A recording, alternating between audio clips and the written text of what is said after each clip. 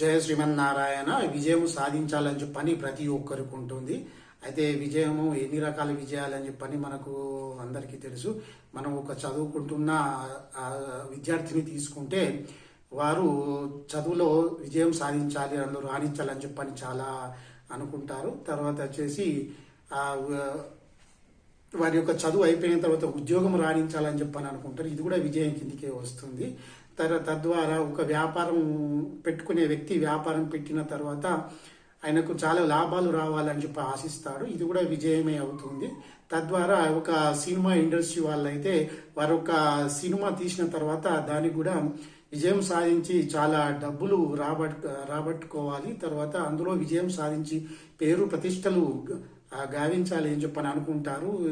తద్వారా మనం చేసే ప్రతి ఒక్క చిన్న పనిలో విజయం సాధించాలని చెప్పని ప్రతి ఒక్కరు అనుకుంటారు. విజయం ఎలా సాధించాలని చెప్పంటే ఒక వ్రతం చేస్తే విజయం తప్పకుండా సాధిస్తారు. ఇప్పుడు వచ్చే మాసంలో పాల్గొన మాసం కృష్ణపక్షంలో విజయ ఏకాదశి వస్తుంది. ఇది చాలా తక్కువ ఖర్చుతో కూడుకున్న వ్రతం చేస్తే మీకు ఏదైనా వరిస్తుంది. అయితే ఇందులో కథానుసారం చూస్తే మనకు ధర్మరాజు శ్రీకృష్ణుడు ఇలా ఆయనకు వివరించడం జరుగుతుంది. మనకు రామాయణము రాముడు సీతారాములు లక్ష్మణుడు కలిసి వాళ్ళందరూ ఎక్కడికి మన అరణ్యవాసానికి వస్తారు. వచ్చిన తర్వాత అప్పుడు అక్కడ సీతాదేవిని రావణాసురుడు తీసుకొని వెళ్ళిపోతాడు.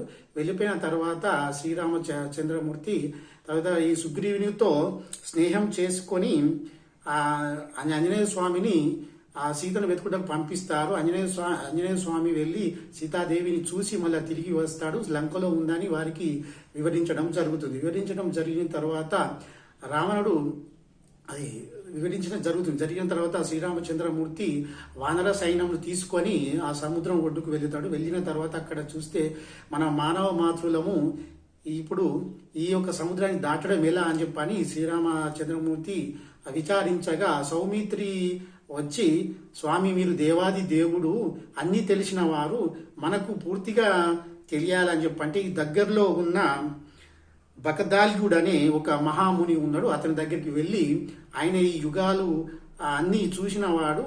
అతని దగ్గరికి వెళ్ళి మనం విచారణ చేస్తే మనకు ఈ యొక్క దారి ఈ యొక్క పరిష్కారం దొరుకుతుంది అని చెప్పని చెప్పగానే వీరందరూ కలిసి ఆ యొక్క బకదాల్యుడు అని ముని ఆశ్రమానికి వెళ్తారు. వెళ్ళిన తర్వాత అక్కడ స్వామివారు ఆయనను అడుగుతాడన్నమాట. ఎవరిని?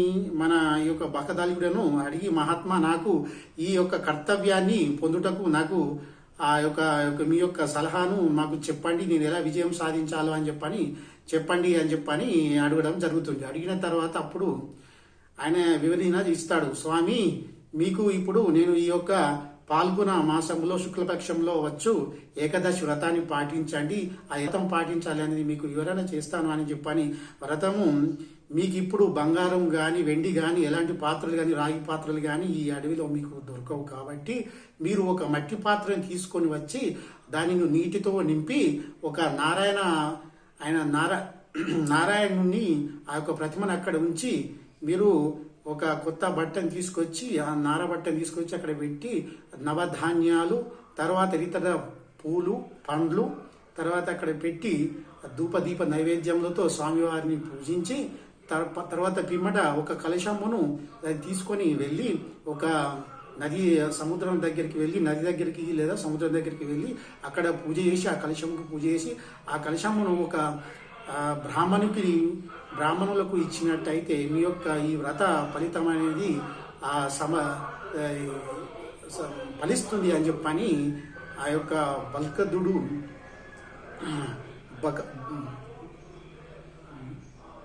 బకదాల్యుడు అనే మహాముని శ్రీరామచంద్రమూర్తితో వివరిస్తాడు. ఈ యొక్క వ్రతం చేసి శ్రీరామచంద్రమూర్తి ఆ యొక్క లంకకు వెళ్ళి ఆ యొక్క అమ్మవారిని రావణుని చంపి ఆ అమ్మవారిని తీసుకొని సీతమ్మదేవిని తీసుకొని ఆయన తిరిగి మళ్ళీ అయోధ్యకు వస్తాడు. ఇలా విజయం సాధిస్తాడు. అయితే మనము కూడా ఏదన్నా పని ఏది చేసినా కానీ నేను ఇంతకుముందు చెప్పిన అన్ని పనులు కానీ విజయం సాధించాలంటే ఈ యొక్క వ్రతాన్ని పాటించండి. ఇది పాల్గొన మాసంలో వచ్చు, శుక్లపక్షంలో వచ్చు ఏకాదశి వ్రతము. తర్వాత ఉదయం ఈ పూజ చేసి సాయంత్రం కూడా జాగరణ చేసి ఉదయకాలం నాడు ద్వాదశి రోజు ఈ యొక్క వ్రతాన్ని విరమించాలి. విరమించిన తర్వాత అప్పుడు మనకు విజయం అనేది సాధిస్తుంది. మీరు నమ్మకం కొద్దీ అంతటి శ్రీరామచంద్రమూర్తి ఇది చేశాడు కాబట్టి మనం మానవ మాతృలం ఎంత ఇది కూడా చేస్తే మీకు అన్ని రకాల విజయాలు సాధిస్తారు. ఉద్యోగంలో కానీ తద్వారా మీ యొక్క వ్యాపారంలో కానీ అన్నిటిలో విజయం సాధిస్తారు. మీ యొక్క అన్నిటికీ సాధిస్తారని చెప్పని నమ్మకం నాకుంది. మీరు కూడా ఈ వ్రతం చేయండి, విజయం సాధించండి, మంచి సంసిద్ధిగా ఉండండి. జయ శ్రీమన్నారాయణ. జయ జయ శ్రీమన్నారాయణ.